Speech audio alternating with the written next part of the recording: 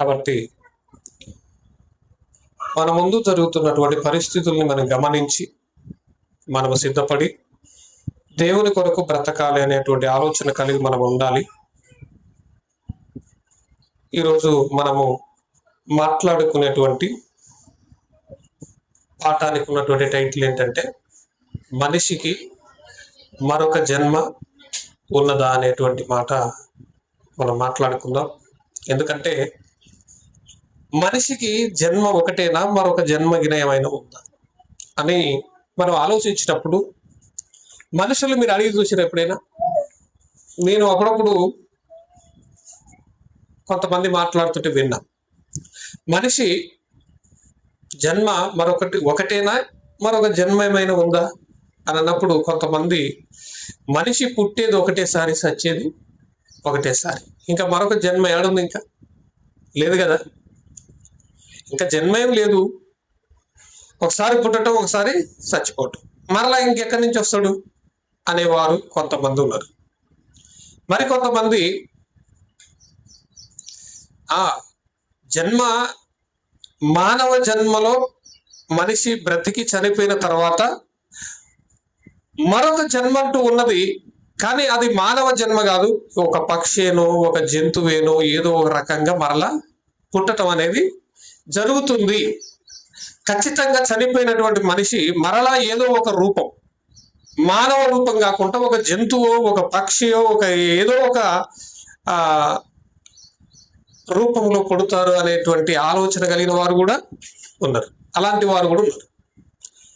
ఇక మూడవ వ్యక్తులు ఏం చేస్తారంటే, కొంతమంది నేను ఈ మధ్య కాలంలో చూసినటువంటి వారు, వాళ్ళు ఎలాంటి వారంటే, ఒక జన్మలో వాళ్ళు పుట్టారట, పుట్టిన తర్వాత ఆ చిన్నోడు ఇంతే ఉన్నాడు, ఒక 5-6 సంవత్సరాలు 7 సంవత్సరాలు ఉంటాడు అంతే. వాడెక్కడో పుట్టిన తర్వాత వాడు ఏం చెప్తున్నాడు, నాకు భార్య ఉన్నది, నాకు పిల్లలు ఉన్నారు, నాది ఫలానా ఊరు, ఆ జన్మలో నా పేరు ఇది అని చెప్పేసి వాడు అన్నీ చెప్తున్నాడు. ఇదేంటి అందరికి ఆశ్చర్యం అనిపించింది. అసలు ఎవరు నువ్వు అని అడిగినప్పుడు, నేను నీ తండ్రి ఎవరు, నీ భార్య ఎవరు, నీ పిల్లలు ఎవరు, అసలు నువ్వు నీ వయసు ఎంత అని చెప్పని అడిగితే వాడు చెప్తున్న మాటలుగా ఆశ్చర్యంగానే ఉంది. అయితే అందరూ ఆలోచన ఏంటంటే, జన్మ మరొకటి ఉంది, జన్మ మరొకటి ఉన్నది. వీడు చనిపోయి మరలా ఒక జన్మలో మరొక వ్యక్తి కడుపులో పుట్టిన తర్వాత గతం కూడా వీనికి గుర్తుంది. ఆ జన్మలో తనకున్నటువంటి భార్య పేరు చెప్తున్నాడు, పిల్లల పేరు చెప్తున్నాడు, తన పేరు కూడా చెప్తున్నాడు, తను ఏ జాబ్ చేసిండో కూడా చెప్తున్నాడు. ఇంత ఖచ్చితంగా చెప్పినాక నమ్మకపోతే ఏం చేస్తారు? ఇదొక భాగం. ఇంకొక స్త్రీ, ఆమె కూడా ఒక జన్మలో చనిపోయిన తర్వాత ఆ జన్మలో ఉన్నటువంటి భర్త, ఆ జన్మలో ఉన్నటువంటి పిల్లలు, ఈమె కూడా సేమ్ డైలాగ్ చెప్తుంది. నాకు భర్త ఉన్నప్పుడు నాకు పిల్లలు ఉన్నారు, నాకు ఒక్కడే కొడుకు, ఆ కొడుకు పేరు ఇది అని చెప్పేసి ఆమె కూడా అచ్చం అలాగే మాట్లాడుతుంది. ఎందుకు మాట్లాడుతుంది ఇట్లా అని చెప్పి ఆలోచిస్తే, ఉంటారు కదా ఇప్పుడు సైకాలజిస్ట్, అంటే ఈ మన పిచ్చెక్కిన వాళ్ళకు కొంచెం ట్రీట్మెంట్ ఇచ్చేటోళ్ళు ఉంటారు కదా, డాక్టర్లు, వాళ్ళు అన్ని పరిశోధన చేశారు, అన్ని బాగానే ఉన్నాయి ఈమెకు. కానీ ఎందుకు ఈ విధంగా ఆలోచన వస్తుంది అంటే, గత జన్మలో ఈమెకు గుర్తొస్తుందట, గత జన్మ ఈమెకు గుర్తొస్తుంది. గతం, ఆ గతంలో భర్త, పిల్లలు, కుటుంబం అదంతా గుర్తొస్తుందట. ఇవన్నీ వింటుంటే బాగానే ఉన్నాయి, వినటానికి బాగానే ఉన్నాయి, కానీ వాస్తవానికి ఉందా? చనిపోయిన మనిషి మళ్ళీ పుడతారా? పుట్టినట్టుగా వీళ్ళు చేస్తున్న రియాక్షన్లు అవన్నీ ఉంటాయి, మాట్లాడతారు, కానీ చివరికి దాన్ని అంతు పట్టుకునే వాళ్ళు కూడా ఉంటారు. అసలు ఏం జరుగుతుంది అనేది కూడా. మొన్న ఒక బావిలో నీళ్లు బాగా ఊగుతా ఉన్నాయి, చూసిరా? డబ్బాలో నీళ్లు పోసి లోపినట్టుగా ఊగుతా ఉన్నాయి. ఏంటి అసలు ఎవరికి అర్థం కావట్లేదు. నీళ్ళేంటి, బావిలో ఉన్న నీళ్ళేంటి, అలలు రావటం ఏంటి అసలు అర్థం కాక చాలా మంది పరిశాన చూస్తున్నారు. వేరే గ్రామాల నుంచి వచ్చి కూడా అసలు ఏంటిది విచిత్రం అనేది చాలా విచిత్రంగా సన్నివేశం మనం చూసిన వీడియోలో. చివరికి అసలు ఏంటిది, ఏం జరుగుతుందని చెప్పి భూగర్భ జల శాస్త్రవేత్తలు ఉంటారు కదా, వాళ్ళు వచ్చేసి ఆ లోపల కెమెరా పెట్టేసి ఆ తర్వాత ఆ లోపల ఏం జరుగుతుంది అనేది మొత్తం పరిశీలన చేసి చూస్తే అందులో ఒక ట్రాక్టర్ బయటకెళ్ళింది. అది ఎప్పుడు పడిందో తెలియదు, మరి అది కొత్త ట్రాక్టర్ అందులో పడిపోయింది. ఆ ట్రాక్టర్ని క్రేన్ పెట్టి బయటికి తీసి, అంటే ఏదో ఒక కారణం అనేది ఉంటుంది. జరుగుతున్న పరిస్థితికి ఏదో ఒక కారణం ఉంటుంది, దాని మూలాన్ని తెలుసుకునే వాళ్ళు కూడా ఉన్నారు. కానీ మనిషి జన్మకు, ఈ జన్మ ఒకసారి మనిషిగా పుట్టిన తర్వాత మరలా జన్మ ఉందా? చనిపోయిన తర్వాత మరలా జన్మ ఉందా? అంటే పుట్టిన మనిషి చనిపోయిన తర్వాత మరలా జన్మ లేదు. ఒక జంతువుగానో ఒక పక్షిగానో పుట్టడానికి అవకాశం లేదు. లేకపోతే మరలా మనిషి జన్మగా పుట్టడం కూడా లేదు. బైబిల్ చెప్తుంది, ఒకసారి చనిపోయిన తర్వాత అతని జన్మభూమిని మరలా ఎప్పుడు అతడు చూడడు అని చెప్తుంది. లేదు, మరొక జన్మ లేదు మనిషికి. కానీ ఉన్నది అని చెప్పేసి నిరూపించటానికి చాలా రకాలైనటువంటి మనుషులు ఉన్నారు. కానీ వీటన్నిటికీ భిన్నంగా దేవుడు కూడా చెప్తున్నాడు ఒక మాట. ఏమన్నా తెలుసా? మనిషికి మరొక జన్మ ఉంది. ఉందా లేదా? ఉంది. ఇప్పటి వరకు మనం లేదనుకున్నాం కదా. లేదా ఉందా లేదంటే ఏమనుకున్నాం మనం? లేదు, చనిపోయిన తర్వాత మరొక జన్మ అనేది లేదు, ఇక మరలా పుట్టడం అనేది లేదు.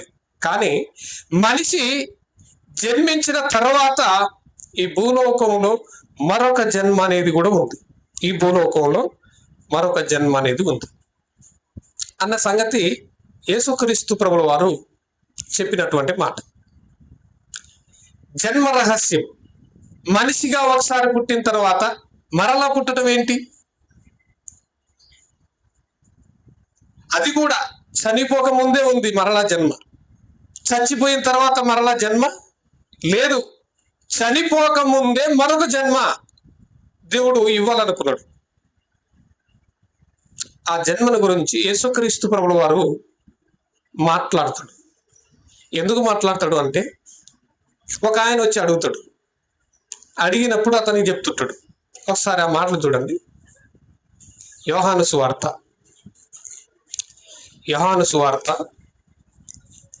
3వ అధ్యాయము మొదటి నుంచి చూద్దాం.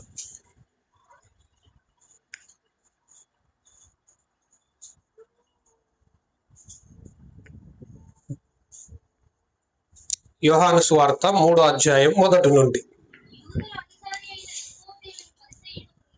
యూదుల అధికారి అంట నికోదేము అనేటువంటి ఒక పరిసయ్యుడు, ఒక ఆయన ఉన్నాడు. రాత్రి వేళ యేసుక్రీస్తు ప్రభుల వారి దగ్గరికి వచ్చి, బోధకుడా, నీవు దేవుని యొద్ద నుండి వచ్చిన బోధకుడు అని మేమెరుగుదుము. దేవుడు అతనికి తోడై ఉంటేనే గాని నీవు చేస్తున్నటువంటి సూచక క్రియలు ఎవడును. ఇక్కడ నికోదేము అడుగుతున్నటువంటి మాటను గుర్తించండి మీరు. ఈయన పరిసయ్యుడు, ఈయన యూదులలో ఒక అధికారి. ఈయన ఏమంటున్నట, నీవు దేవుని యొద్ద నుండి వచ్చినావని మేము ఎరుగుదుము, మాకు తెలుసు. ఎందుకో నిన్ను చూస్తుంటే, నువ్వు చేసే క్రియలను బట్టి మేము చూస్తే నువ్వు దేవుని యొద్ద నుండి వచ్చినావని మాకు అర్థమవుతుంది. దేవుడు నీకు తోడై ఉంటేనే తప్ప ఎవడును నువ్వు చేసే క్రియలు చెయ్యడు అని అన్నాడు. అంటే ఇప్పుడు ఈయనని ఏమని విశ్వసిస్తున్నతడు ఆలోచించిరా? ఇతను ఎవరంట?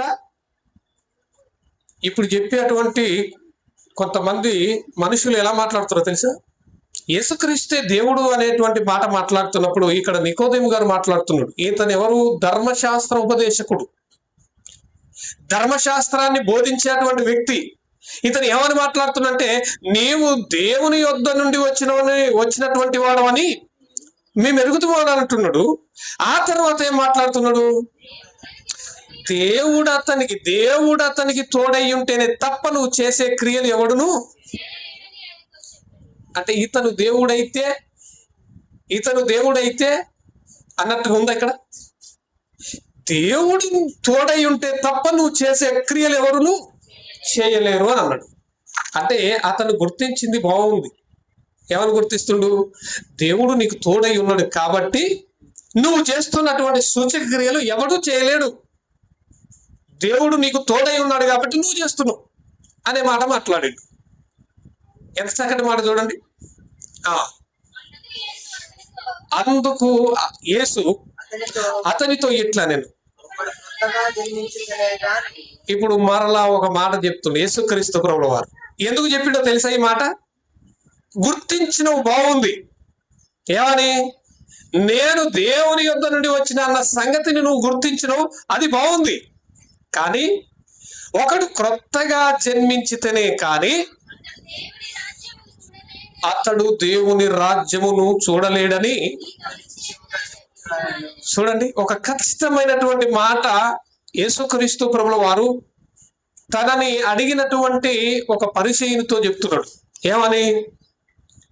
నువ్వు ఆలోచించిన ఆలోచన బాగుంది, నువ్వు చెప్పిన విధానం బాగుంది, నీకు అర్థమైనటువంటి కోణం కూడా చాలా బాగుంది. ఎందుకు అనంటే, నేను దేవుని యొద్ద నుంచి వచ్చావని చెప్పేసి చాలా మంచి మాట చెప్పినావు. కానీ నీవు దేవుని రాజ్యములో నువ్వు ఒక సభ్యుడుగా, దేవుని రాజ్యములో నీవు కూడా ఉండాలి అనుకుంటే నీకు క్రొత్త ఏం కావాలన్నాడు? క్రొత్త జన్మ నీకు కావాలి అని అన్నాడు. క్రొత్త జన్మ అన్నప్పుడు నికోదేము గారు ఏమంటున్నాడు చూడండి. అందుకు నికోదేము, ఆల్రెడీ ఆ మనుషుడు ఎలాంటి వాడట? ముసలివాడు కాబట్టి ఆ మాట మాట్లాడుతుండు. ముసలివాడైనటువంటి మనుషుడు ఎలా జన్మిస్తాడు? రెండవ వారు తల్లి గర్భంలో ప్రవేశించి జన్మింపగలడా? నిజమే కదా ఆయనకు వచ్చిన ఆలోచన. అంటే నేను ఇప్పుడు ముసలోన్ని, ప్రభువా నువ్వు బాగానే చెప్తున్నావు, క్రొత్తగా జన్మించాలని నువ్వు చెప్పింది బాగానే ఉంది, కానీ ఇప్పుడు నేనేమో ముసలోన్ని, మరలా నేను తల్లి గర్భంలోనికి వెళ్ళి మరలా నేను జన్మించాలా? అలా జన్మించడం సాధ్యమేనా అని ప్రశ్న ఎవరు అడుగుతున్నారు? నికోదేము అనేటువంటి ఒక పరిసయ్యుడు అడుగుతున్నాడు. అప్పుడు యేసుక్రీస్తు ప్రభువు వారు ఏమన్నాడు చూడండి. యేసు ఇట్లా, నేను జన్మనంగానే గుర్తుపెట్టుకోండి అని అంటున్నాడు. జన్మనంగానే తల్లి గర్భంలోనికి వెళ్ళి బయటికి రావటం కాదు. ఒకసారి నువ్వు శరీర సంబంధంగా తల్లి గర్భంలో నుంచి నువ్వు బయటకు వచ్చావు, అది మొదటి జన్మ, అది శరీర సంబంధమైన జన్మ. కాబట్టి ఒకడు నీటి మూలముగాను ఆత్మ మూలముగాను జన్మించితేనే కాని ఏ జన్మ అంటది? ఆత్మ మూలముగాను నీటి మూలముగాను ఆత్మ మూలముగాను జన్మించితేనే తప్ప దేవుని రాజ్యములోనికి ప్రవేశము లేదు. ఇప్పుడు మనం అందరము జన్మించామా? రెండవ జన్మ.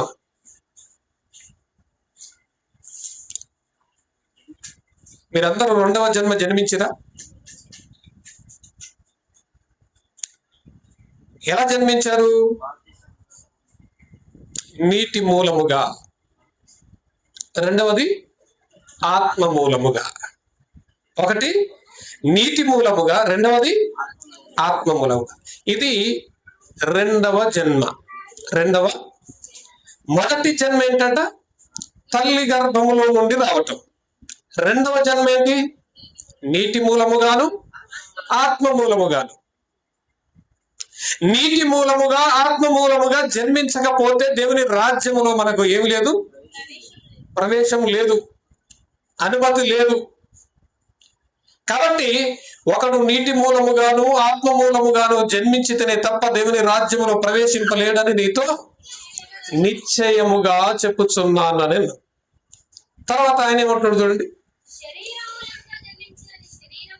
ప్రభువు చెప్తున్నాడు ఇక్కడ 2 జన్మలను గురించి చెప్తున్నాడు. మొదటిది శరీర మూలముగా జన్మించినది శరీరమును, ఆత్మ మూలముగా జన్మించినది ఆత్మ. ఇప్పుడు మనము అనంటే కనపడుతున్నటువంటి ఈ దేహం ఒకటి, ప్రస్తుతం మనకు కనపడాలి కాబట్టి ఈ దేహం. కానీ నిజంగా మనం ఎవరు అనంటే మనం అందరము ఆత్మలం. ఆత్మ కనపడుతుందా? కనపడదు. ఇప్పుడు ఒక జన్మ జరిగింది. ఏంటి ఆ జన్మ? శరీర సంబంధమైన జన్మ జరిగింది. దానిలో ఉండాల్సినటువంటిది ఇంకొకటి ఉంది. అదేంటిది? ఆత్మ. అది కూడా జన్మించాలి. శరీర మూలముగా జన్మించిందేమో శరీరము, ఆత్మ మూలముగా జన్మించేది ఆత్మ. చూడండి, ఆత్మ మూలముగా మనం జన్మించాలి. ఈ జన్మ చాలా గొప్పది. ఈ జన్మ జన్మించకుండానే చాలా మంది మొదటి జన్మలోనే వెళ్ళిపోయారు. రెండవ జన్మ పొందుకోకుండా రెండవసారి పుట్టకుండానే చచ్చిపోయారు చాలా మంది. చచ్చిపోయారా లేదా? రెండవ జన్మ. యేసుక్రీస్తు ప్రభువు వారు చెప్తున్నాడు, మొదటి జన్మ అనేది శరీర సంబంధమైన జన్మ, రెండవ జన్మ అనేది ఆత్మ సంబంధమైన జన్మ. ఆ జన్మ అనేది చాలా అవసరం, మనకు చాలా అవసరం. అందుకోసం అని చెప్తున్నాడు. చూడండి, ఇంకా మీరు క్రొత్తగా జన్మింపవలెనని నేను మీతో చెప్పినందుకు మీరు ఆశ్చర్యపడవద్దు. మీరు ఆశ్చర్యపడద్దు. మీరు క్రొత్తగా జన్మించాలని చెప్పి నేను మీతో చెప్పాను కదా, దానికి మీరు ఏం చేయకూడదు? ఆశ్చర్యపడకూడదు. ఇప్పుడు ఈ మాట లోకస్తులకు చెప్పామనుకో, ఏం చేస్తారు? ఆశ్చర్యంగా ఉంటుంది. ఎవడరా నువ్వు, ఏం పిచ్చి పట్టేట్టు మాట్లాడుతున్నావు? ఒకసారి జన్మ ఉంటుంది, రెండోసారి జన్మ ఎక్కడ ఉంటుంది? ఉంటే ఒకవేళ సచ్చిన తర్వాత ఉంటుంది, అంతేనా? ఒక కుక్కనో, ఒక కోళ్ళు, ఒక జంతువు, ఒక పక్షి లాగానో పుడతావు. లేదు అని అంటే నువ్వు చచ్చిపోయిన తర్వాత ఎవరి కడుపులో మరొక కడుపులో పుడతావేమో. బ్రతికుండగానే నీకు మరలా జన్మ ఎక్కడి నుంచి వస్తుంది అనే ఆలోచనలు, ఆశ్చర్యాలు కలుగుతుంటాయి. అందుకే యేసుక్రీస్తు ప్రభువు వారు చెప్తున్నాడు, మీరు క్రొత్తగా జన్మింపవలెనని నేను మీతో చెప్పిన దానిని బట్టి మీరు ఆశ్చర్యపడవద్దు అని అన్నాడు. ఎందుకు అని అంటే శరీర మూలముగా జన్మించిందేమో శరీరం అయితే, మీరు ఆత్మ మూలంగా జన్మించాలి అని చెప్తున్నా. ఆత్మ మూలముగా జన్మించిన వానికి మాత్రమే దేవుని రాజ్యంలో ప్రవేశం ఉంది, మిగతా వారికి లేదు. అందుకోసమే మరొక జన్మ అనేది జరగాలి, ఖచ్చితంగా మరొక జన్మ అనేది జరగాలి. చూడండి, ఇంకా కింద ఏమంటున్నాడు? గాలి తనకిష్టమైన చోటును విసురును, మీరు దాని శబ్దము విందురే గాని అది ఎక్కడి నుంచి వచ్చిందో ఎక్కడికి వెళ్తుందో మనకు తెలుసా? ఎలాంటి ఒక ఉపమానం అంటే మనకు అర్థమయ్యే విధంగా. ఇప్పుడు గాలి లేదని మనం చెప్పగలమా? ఎందుకు చెప్పం? కనపడిందా నీకేమైనా గాలి? కనపడిందా? ఎవరికైనా చెప్పండి. కనపడుతుందా? కనపడదు. కానీ గాలి ఉందా లేదా? గాలి కనపడనంత మాత్రాన అది లేదనుకోవద్దు. అర్థమవుతుందా? గాలి తనకిష్టమైన చోటు విసురుతుంటది, అది మనం శబ్దమే వింటాం తప్ప అది గాలి కనపడదు. అలాగే ఏముంటదట? ఆత్మ మూలముగా జన్మించిన ప్రతివాడు అలాగుంటాడు. జన్మ లేదనుకోకండి, రెండవ జన్మ అనేది ఉన్నది. ఏ జన్మ ఉందట? రెండవ జన్మ ఉందన్నప్పుడు మీరు ఆశ్చర్యపడద్దు, ఉన్నది. కానీ ఆ జన్మ జరగటం అనేది జరుగుతుంది. అది ఎవరు జన్మించాలో వారికి నియమింపబడింది.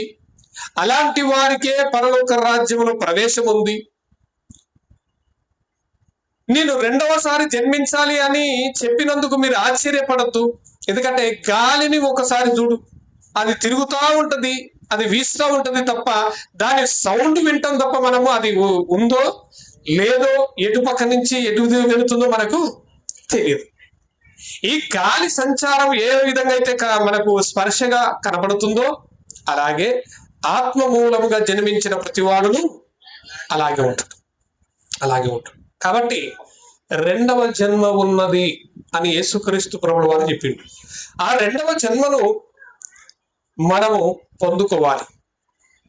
మొదటి జన్మలో ఎందుకు లేదు? మొదటి జన్మలో మనము దేవుని రాజ్యంలోనికి మనకు ప్రవేశం ఎందుకు లేదు చెప్పండి? ఎందుకు లేదు? మొదటి జన్మలో మనకు ఎందుకు ప్రవేశం లేదు అని అంటే దేవుని వాక్యాన్ని ఒకసారి మనం చదవగలిగితే ఎందుకు లేదో చెప్తున్నాడు. చూడండి ఒకసారి ఎఫెసీయులకు రాసిన పత్రిక 2వ అధ్యాయం 1వ వచనం. ఎఫెసీయులకు రాసిన పత్రిక 2వ అధ్యాయం 1వ వచనం. మీ అపరాధముల చేతను పాపముల చేతను, అది మీ పాపముల చేతను అపరాధముల చేతను మీరు చచ్చిన వాళ్ళు. ఈ జన్మలో మీరు ఎలా ఉన్నారు అని అంటే ఈ మొదటి జన్మలో పాపముల చేత అపరాధముల చేత చచ్చిపోయారు మీరు. కాబట్టి మీకు రెండవ జన్మ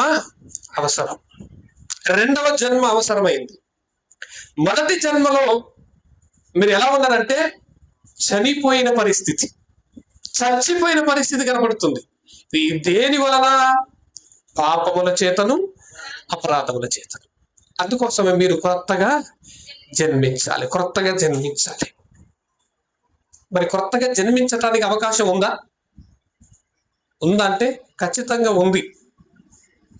రెండవ జన్మను జన్మించే అవకాశం కూడా ఇచ్చిండు. ఎవరిచ్చారు, ఎవరి ద్వారా ఇచ్చారు అనే సంగతిని మనం వాక్యాన్ని బట్టి చూద్దాం. పేతురు గారు రాసిన మొదటి పత్రిక 1వ అధ్యాయము 4వ వచనాన్ని ఒకసారి చదవండి. మృతులలో నుండి యేసుక్రీస్తు తిరుగు లేచుట వలన జీవముతో కూడిన నిరీక్షణ మనకు కలుగునట్లు, అనగా అక్షయమైనదియు నిర్మలమైనదియు వాడబారనిదియునైన స్వాస్థ్యము మనకు కలుగునట్లు ఆయన తన విశేష కనికరము చొప్పున ఆయన మరలా మనల్ని ఏం చేసెను? జన్మింపచేసెను. తన విశేష కనికరము చొప్పున మరలా మనలను జన్మింపచేసెను. చూసిరా, మొదటి జన్మ ఫెయిల్ అయిపోయింది మనది. ఎందుకంటే ఈ మొదటి జన్మలో మనుషులందరూ ఏమైపోయారట? చచ్చిన స్థితిలోనికి వెళ్ళిపోయారు. ఎలాంటి స్థితి అది అంటే పాపముల చేత అపరాధముల చేత చచ్చిపోయినటువంటి స్థితిలోనికి వెళ్ళిపోయినటువంటి మనుషులను రెండవసారి జన్మించటానికి దేవుడు అవకాశం ఇచ్చిండు.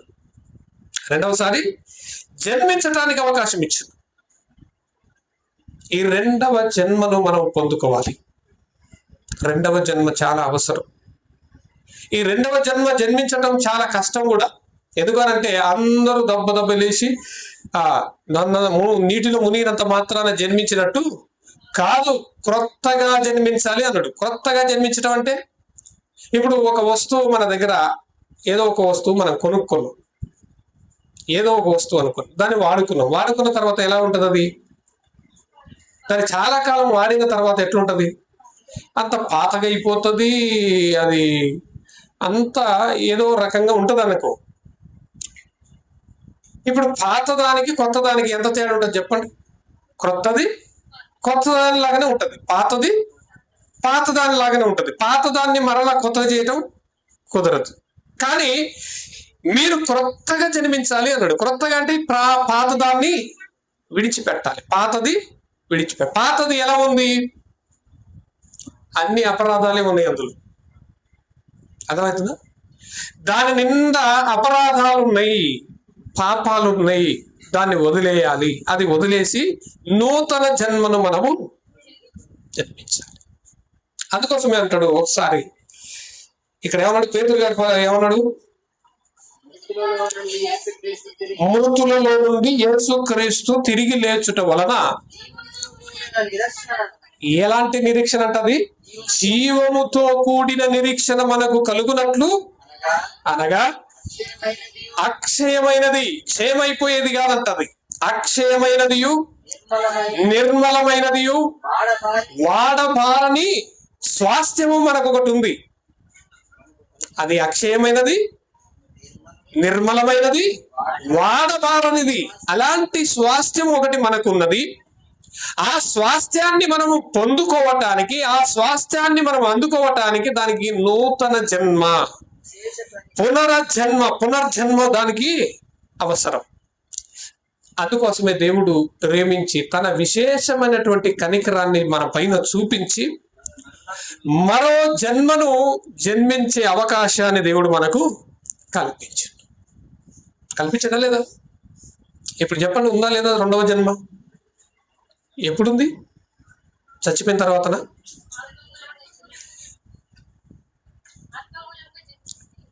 మనం సావక ముందుకే రెండోసారి పుట్టాలి. అర్థమైందా? చచ్చిపోయిన తర్వాత మరో జన్మ లేదు.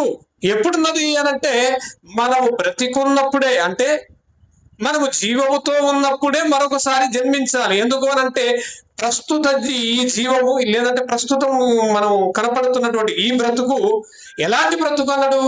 చచ్చిన స్థితి, అంతే కదా. అపరాధముల చేత, పాపముల చేత చనిపోయినటువంటి స్థితిలో మనం ఉన్నాము. కాబట్టి మనము నూతన జన్మను కలిగిన వారమై ఉండాలి.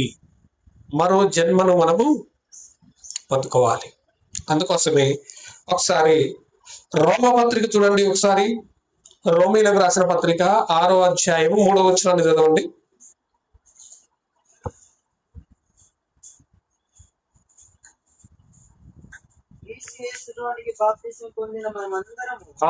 క్రీస్తు యేసులోనికి మనమందరము బాప్తిస్మం పొందిన మనమందరము మరణములోనికి వెళ్ళామంట. చూడండి, బాప్తిస్మం అంటే ఏంటిది? మరణములోనికి వెళ్ళటం. ఆయన మరణంలోనికి బాప్తిసం పొందితమని మీరు ఎరుగరా? కాబట్టి తండ్రి మహిమ వలన క్రీస్తు మృతులలో నుండి ఎలాగూ లేపబడెనో అలాగే మనమును ఏ జీవం పొందాలంట? అది నూతన జీవం. మరి ఇంతకు మునుపున్న జీవం ఏంటి? ఇంతకు మునుపున్నదేంటి? పాత జీవం. అది అపరాధములతో నిండిందది, పాపములతో నిండిందది. ఇప్పుడు మనము ఏ జీవం పొందుకోవాలి? నూతనమైనటువంటి జీవాన్ని మనం పొందుకోవాలి, నూతనమైనటువంటి జీవాన్ని. దానికోసమే తీతు గారు ఒక మాట చెప్తున్నాడు. చూడండి, తీతుకు రాసిన పత్రిక, అపోస్తలుడైనటువంటి తిమోతి గారు తీతుకు పత్రిక రాస్తూ 3వ అధ్యాయం 5వ వచనాన్ని ఒకసారి చదవండి. మనము నీతిని అనుసరించి చేసిన క్రియల మూలముగా కాక తన కనికరము చొప్పుననే ఏ జన్మ అంటది? పునర్జన్మ సంబంధమైన స్నానము అన్నడా? పునర్జన్మ సంబంధమైన స్నానము ద్వారాను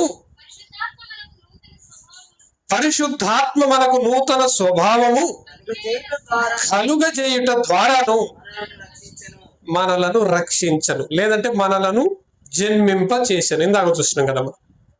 అది ఎలాగంటే ఒకసారి అపోస్తల కార్యములు 2వ అధ్యాయము 38వ వచనం చదవండి. అపోస్తల కార్యములు 2వ అధ్యాయం 38వ వచనం. పేతురు, మీరు మారు మనసు పొంది పాప క్షమాపణ నిమిత్తము ప్రతి వాడు యేసు క్రీస్తు నామమున బాప్తిస్మము పొందుడి, అప్పుడు మీకు పరిశుద్ధాత్మ అను వరము అనుగ్రహించబడు. చూసిరా, మన పాపములు, మన అపరాధములు క్షమించబడాలి. మనము క్షమాపణ పొందుకొని ప్రతి వారు కూడా యేసుక్రీస్తు నామములో మనం ఏం చేయాలి? బాప్తిస్మం పొందుకోవాలి. అదే రెండవ జన్మ. యేసుక్రీస్తు నామమున మనం ఎప్పుడైతే బాప్తిస్మము పొందుకుంటామో అదే రెండవ జన్మ అన్నాడు. ఒకవేళ మనము బాప్తిసం తీసుకున్న వాళ్ళందరూ రెండవ జన్మ జన్మించినట్లేనా అంటే అక్కడ కూడా ఆలోచించాలి. మళ్ళా మారవలసింది మారకుండా నువ్వు నీళ్ళలో మునిగితే ప్రయోజనం ఏమీ ఉండదు. ఎందుకంటే నువ్వు మార్చుకోవాలి, నువ్వు నూతన పరచబడాలి, పాతది తీసివేయబడాలి, పాత స్వభావము తొలగించబడాలి, నూతన స్వభావమును మనము ధరించుకోవాలి. పాత స్వభావం ఏంటి, నూతన స్వభావం ఏంటి చెప్పండి. స్వభావం ఇదివరకు ఎలా ఉండేది? మన జీవితం ఎలా ఉండేది? ఎదుటి వారు మనకేం చేస్తే మనము దానికంటే ఇంకొకటి ఎక్కువ చేయాలన్నట్టుగా ఉంటుంది, అంతేనా? ఎదుటి వారు ఎవరైనా మనకు కీడు చేస్తే మరలా దాన్ని మించినటువంటి కీడు చేసి చూపించాలి. ఎదుటివారు మనల్ని ఏమైనా అంటే దాన్ని మించి ఇంకొక 2 మాటలు అని చూపించాలి, అంతేనా? అది పాత స్వభావం. క్రొత్త స్వభావం ఏంటి? నిన్నెవరైతే శపిస్తారో వారిని ఏం చేయాలి? దీవించాలి. నిన్నెవరైతే హింసిస్తారో వారిని ఏం చేయాలి? వారి కొరకు ప్రార్థన. ఇది కొత్త స్వభావం. పాత స్వభావమును విడిచిపెట్టి నూతన స్వభావమును ధరించుకోవాలి. పుట్టటం అంటే ఇదే. మీ పాత జీవితాన్ని ఇందాక రోమపత్రికలు చదువుకున్నాం కదా, ఒకసారి మళ్ళీ అడిగి రండి. 6వ అధ్యాయం 3వ వచనం. క్రీస్తు యేసులోనికి బాప్తిస్మము పొందిన మనం అందరము ఆయన మరణములోనికి బాప్తిస్మము పొందితిమని మీరు ఎరగరా? కాబట్టి తండ్రి మహిమ వలన క్రీస్తు మృతులలో నుండి ఎలాగూ లేపబడెనో అలాగే మనమును నూతన జీవం పొందిన వారమై నడుచుకున్నట్లు మనము బాప్తిస్మము వలన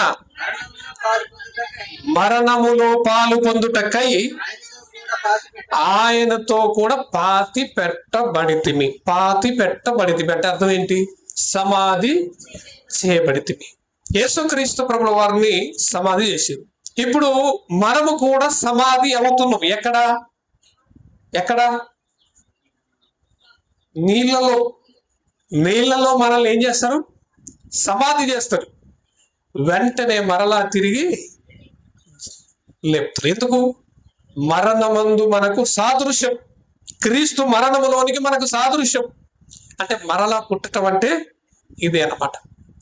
శరీరము మూలముగా జన్మించినది శరీరం అయితే, ఆత్మ మూలముగా జన్మించినది ఆత్మ. ఇప్పుడు ఆత్మ మూలముగా మనం అందరము జన్మించాలి. ఆత్మ మూలముగా జన్మించిన వారికి మాత్రమే ఆ పరలోక రాజ్యములో, దేవుని రాజ్యములోనికి మనకు ప్రవేశం ఉంది, లేకపోతే లేదు. అందుకోసమే మనిషికి 2వ జన్మ అవసరం. 2వ జన్మ ఉన్నది, అది చావక ముందే పొందుకోవాలి. కాబట్టి 2వ జన్మ, పునర్జన్మ దేవుడు మనకిచ్చాడు. అదేంటంటే పునర్జన్మ సంబంధమైన స్నానము. తీతు పత్రికలు చదువుకుందాం. మరలా ఒక మాట మనం చూసుకుందాం. మన స్వభావం అని విడిచిపెట్టాలట. ఒకసారి చూడండి, కొలస్సీ పత్రికలో, కొలస్సీలకు రాసిన పత్రిక 3వ అధ్యాయము 3 నుంచి చూడండి. మీరు క్రీస్తుతో కూడా లేపబడిన వారైతే పైనున్న వాటినే వెతుకుడి, అక్కడ క్రీస్తు దేవుని కుడి పార్శ్వమున కూర్చుండి ఉన్నాడు. పైనున్న వాటి మీదనే గాని భూ సంబంధమైన వాటి మీద మనసు పెట్టుకొనకుడి. ఎలా అనగా మీరు మృతి పొందుతిరి, మీ జీవము క్రీస్తుతో కూడా దేవుని యందు దాచబడి ఉన్నది. మనకు జీవమై ఉన్న క్రీస్తు ప్రత్యక్షమైనప్పుడు మీరును ఆయనతో కూడా మహిమయందు ప్రత్యక్షపరచబడుదురు. కావున భూమి మీదనున్న మీ అవయవములను అనగా జారత్వమును, అపవిత్రతను, కామాతురతను, దురాశను, విగ్రహారాధన అయిన ధనాపేక్షను చంపివేయుడి. వాటి వలన దేవుని ఉగ్రత అవిధేయులైన వారి మీదికి వచ్చు. చూసారండి, ఇప్పుడు మనం చంపేయవలసింది దేన్ని లిస్ట్ ఇచ్చిండు. జారత్వము, అపవిత్రత, కామకత్వము, వ్యభిచారము, దురాశ, విగ్రహారాధన ఉన్నటువంటి ధనాపేక్ష, వీటన్నిటిని మనం విడిచిపెట్టాలి. వీటన్నిటిని మనము, ఇది మన పాత స్వభావం, ఇది ఇదివరకు శరీర సంబంధమైన స్వభావం. ఈ స్వభావమును విడిచిపెట్టి మనము మరలా క్రొత్తగా జన్మించాలి. అప్పుడే దేవుని రాజ్యంలోనికి మనకు ప్రవేశం దొరుకుతుంది. కాబట్టి నీటిలో మునిగినంత మాత్రాన కొత్త జన్మ పొందుకున్నట్టు కాదు, మనసు మారాలి, చెడుతనాన్ని విడిచిపెట్టాలి, పాప స్వభావాన్ని విసర్జించాలి, నూతన స్వభావమును మనము ధరించుకోవాలి. నూతన స్వభావం. పేతురు గారు రాసినటువంటి మొదటి పత్రిక 1వ అధ్యాయము 22వ వచనాన్ని ఒకసారి చదువుకొని ముగించుకునే ప్రయత్నం చేద్దాం. పేతురు రాసినటువంటి మొదటి పత్రిక 1వ అధ్యాయం 22వ వచనం. మీరు ఏ బీజము నుండి కాక, క్షయ బీజము నుండి కాక, శాశ్వతమగు జీవము గల దేవుని వాక్యము మూలముగా, దేవుని వాక్యం అనే అక్షయ బీజము. చూసిరా, క్షయ బీజము వేరు, అక్షయ బీజము వేరు. క్షయ బీజం అనేది ఈ శరీర సంబంధమైనది, అక్షయ బీజం అనేది ఆత్మ సంబంధమైనది. శరీరము తల్లి తండ్రుల వలన వచ్చినటువంటి శరీరం ఇది. ఆత్మ దేవుని వలన వచ్చినది ఆత్మ. కాబట్టి ఈ ఆత్మ ఎలాంటిదట? అక్షయమైనది, అక్షయ బీజం ఇది, శాశ్వతమైనటువంటి అక్షయ బీజం ఇది. అక్షయ బీజము నుండి పుట్టింపబడిన వారు గనుక ఇప్పుడు మనలో ఏముండాలంట? నిష్కపటమైనటువంటి ప్రేమ ఉండాలి. కపటమైన ప్రేమలు కాదు, వేషధారణతో ఉండటం కాదు, అసలు ఏమాత్రము కూడా కపటాన్ని మనలో ఉంచుకోకూడదు, ఉండకూడదు. అది ఎందుకంటే క్రొత్తగా జన్మించిన వారిలో క్రొత్తదనమే కనపడాలి, నూతన స్వభావమే కనపడాలి. కానీ మారిందా మన స్వభావం? ఒకసారి ఆలోచించుకోండి. ఇంకా పాత ఏమన్నా ఉన్నాయా? పాత స్వభావమే మన జీవితంలో కనపడుతుంది అంటే ఇంకా మనము పుట్టలేదని అర్థం. గుర్తుపెట్టుకోండి, ఇంకా మనం పుట్టలే, రెండవ జన్మను మనము పొందుకోలే, ఆత్మ మూలముగా ఇంకా మనము జన్మించలే.